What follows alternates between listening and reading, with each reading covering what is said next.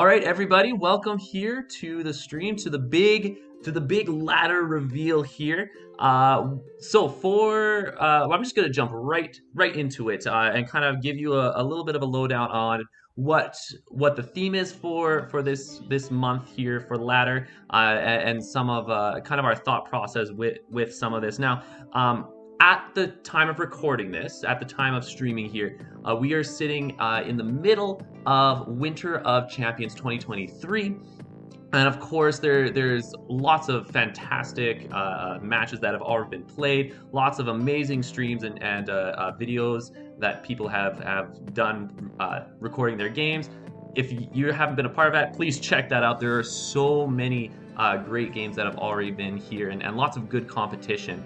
But one of the things that often happens with ladder is in the midst of these competition seasons is it often gets kind of like neglected. It kind of gets put to the side. There's still people who engage with it. It's still a nice way to have some fun and do something semi-competitive while you're waiting for the tournament matches.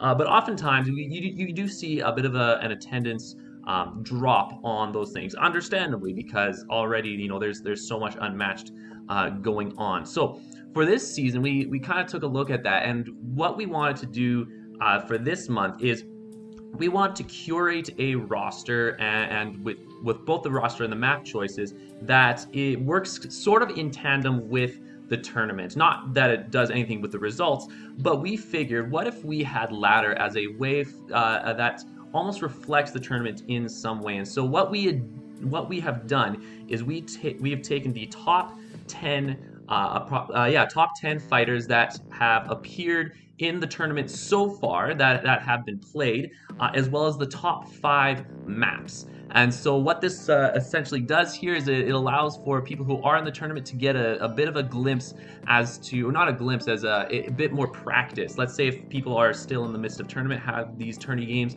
they can hop on ladder to get a couple of plays in with some of the more played fighters, some of the more relevant fighters in the meta, and to be able to get some games there. And the same thing with maps, to be able to play around with the maps that are most commonly seen with the tournament thus far. And so, without further ado, what are the top 10 fighters that we are currently seeing in Winter of Champions 2023? I'm going to get into the shuffle. We're just going to randomize this right here.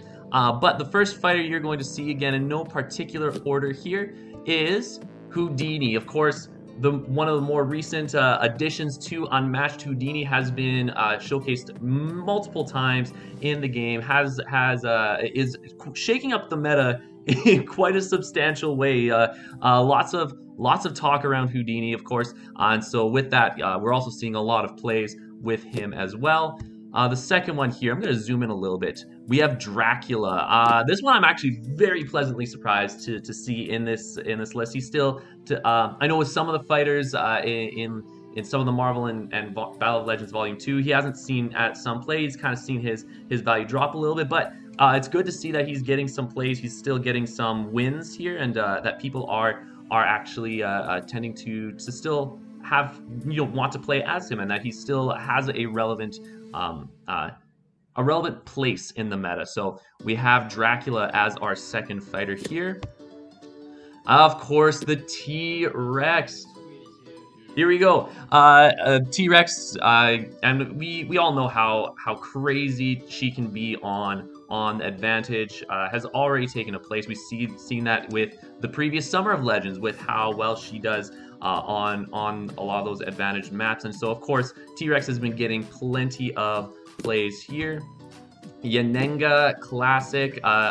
Zero listed her as the big one. I don't know how much, that was a while back, but yeah, of course, Yanenga has always been relevant. She's a very honest fighter, someone who knows how to play her, can go very far, can have can be fairly even in a good amount of matchups, and just overall has a good playstyle to combat against most of the fighters. So naturally, she has been one that has been picked regularly here.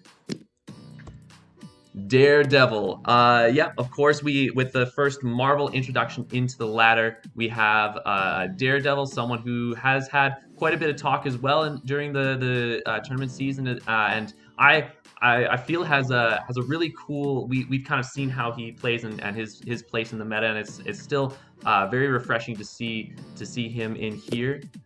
We have Medusa. Now, Medusa is, of course, one of the previous big three, the powerhouse that has been around in Unmatched for a while. But with a couple of the plays in the meta as it's shaking up with Winter of Champions, we're seeing quite a bit of Medusa play nowadays, and so that's really cool to see that she's a part of this as well.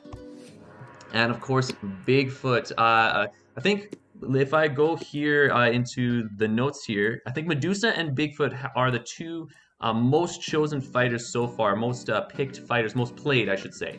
Not necessarily as far as drafting.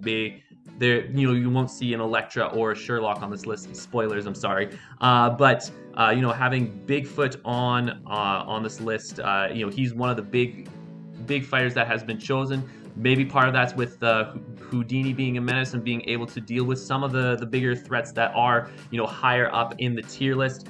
Seeing his play count go up, lots of fun there.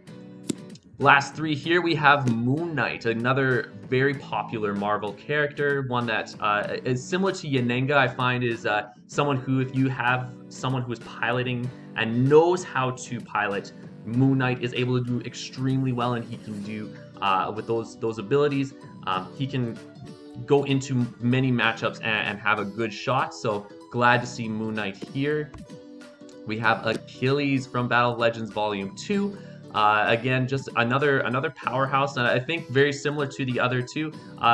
There's a lot of depth with Achilles, trying to get that pat death timing, trying to make sure that you can deal enough damage over your opponents before exhausting. Lots of different and other different strategies. Maybe you don't want to kill off Pat. I think that the ability to adapt to the situations makes him a very popular character, and it's glad to see.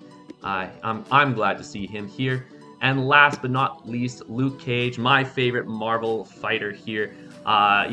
We've seen him being very relevant in the meta with some of these fighters. I think he's, at least to me anyways, he's a bit of a surprise pick. I don't know.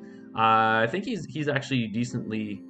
Yeah, he's gotten quite a few plays. I think Luke and Moon Knight were some of the last couple fighters that just squeaked in there. So it's really cool to see Luke Cage here, and I'm excited to see how he does into a lot of these matchups. I personally am very interested in some of these. I need to try some of these out with Luke. See how well he does into some of these fighters, specifically like Houdini or T-Rex.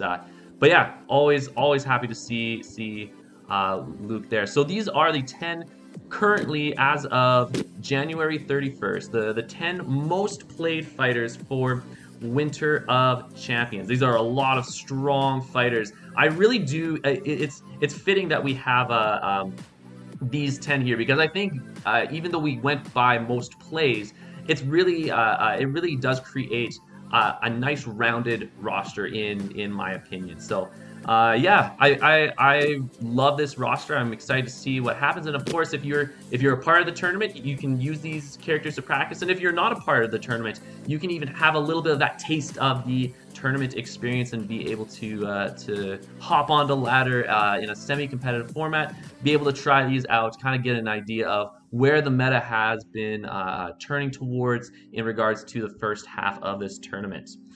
However, we're not done there, folks. This is just the fighters here. We also have our maps. Now, again, similarly with the fighters, we picked the top 5 maps that have been played, and very curious to see how this plays out. There might be some controversial maps here, maybe not super controversial, but might be some very interesting map choices based off of the characters that we have here.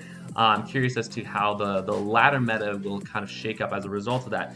But oh yeah, in random order, we have Yukon, and again with that Yukon loop, that can be very devastating to a lot of fighters right here. And so yeah, one where it can sometimes make or break a matchup. So we're starting off hot with with this map choice here. Uh, Second map, we have Sherwood Forest. Another probably less controversial, but considering some of the fighters, specifically someone like a Medusa, this could be a very deadly map in the right hands. So again, very two big maps right off the bat. I'm gonna minimize some of these to create more space. And already in the chat, there's there's cries. Uh, uh, Based off some of the choices we've picked here. I know this is what seems to be relevant here. So yeah, it's see how this shakes up. Next is the T-Rex paddock. Another two-player or two-player only map here. I I personally like this one a lot. I think this one shakes things up. I can definitely see someone like T-Rex having a little bit of a tougher time with something like this, but yeah, this might be a little bit less of a controversial pick as compared to some of the other ones. We have Sarpedon here. Again, one of my personal favorites, one that I regularly go to here. All the way straight from Battle of Legends Volume 1. I feel like it's a very well-rounded map for the most part. You have this middle part with the where the ranged characters can excel in, but a good amount of areas where melee characters can hold their own as well. And so, nice big map. We especially to complement some of these smaller maps as well. And already, as we're seeing in the chat, there are some predictions for Hanging Gardens that has been in so many matches. Of course, this was the number one played map so far, at least. It is Hanging Gardens, so that's going to be the last map that we see here. And yeah, again, Hanging Gardens is another classic with those originating Battle of Legends Volume 2 with those high ground bonus attack areas here. Yeah, this has been another classic that I feel has I don't actually know specifically the data on how often some of these pick, but I feel like this is like you're kind of saying in there, Chad. This feels like it's been in just everywhere. That it's a very common pick. I'm very curious. This is something for myself, but I'm curious how Houdini specifically does into this matchup, especially if he has that advantage. So might be might be a little bit dangerous. But there you have it. This is going to be the roster and the map selection for Unmatched Ladder Season 12. So that's going to be your roster today. However, the reveal is not specifically done. There's nothing more to reveal specifically. So the revealing part of this is done, but there is a little bit more info we wanted to convey as a ladder council. No King Arthur cries in low boost value. I love that. I wish King Arthur would be part of the meta crit. But anyways, on to what I was going to say here. We at the Ladder Council want to make one small change in regards to the way unmatched ladders are completed here. One new rule that we are going to implement starting on this next season is that if there are only 2 players that finish in Legend and they happen to be the exact same rank, they must play a tiebreaker ladder game to determine the winner here.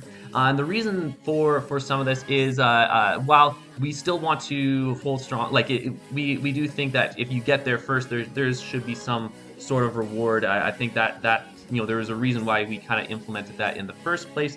But the reason we want to make this change is for situations we kind of realize that there can be room for you to kind of almost game that system in and of itself too, where let's say you do happen to make it to the top and someone wants to challenge you. Let's say if a second person wants to challenge you, you fully have the right to say no in that instance, right? Like there's nothing saying that you can.